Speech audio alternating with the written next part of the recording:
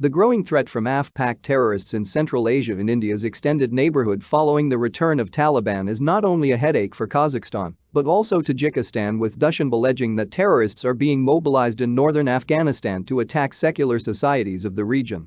Tajikistan, after Kazakhstan, that borders Afghanistan, has refused to recognize the Taliban government and said that over 6,000 terrorists have gathered near southern borders of the Central Asian republics and Eurasian states.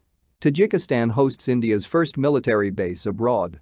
On Monday, participating in the CSTO summit, Tajik president and a close ally of India Emomali Rahman claimed that there are over 6,000 militants near the southern borders of the Collective Security Treaty Organization countries in the northeast of Afghanistan. According to him, the number of camps and training centers for terrorists bordering the southern borders of the CSTO totals over 40. Rahman, ever since the return of Taliban, has been extremely wary of the spillover impact of rebels from Afghanistan into Central Asia.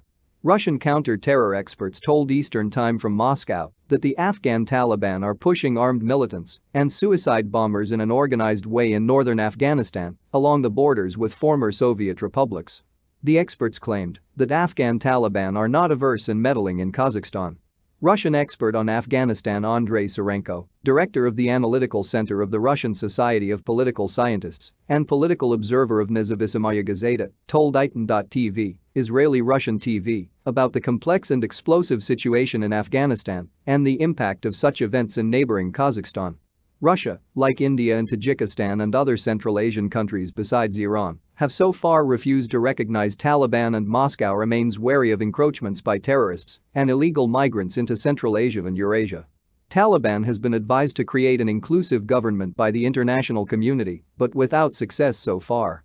Eastern Time has learned that Indian counter-terror experts closely monitoring situation are analyzing the role of ISI in the Kazakhstan attacks. Sources claimed that ISI has been encouraging Islamic State Khorasan and Haqqani network. Highly placed sources indicated to Eastern Time that ISK may have financially backed terrorists who went on rampage in Almaty and elsewhere in Kazakhstan.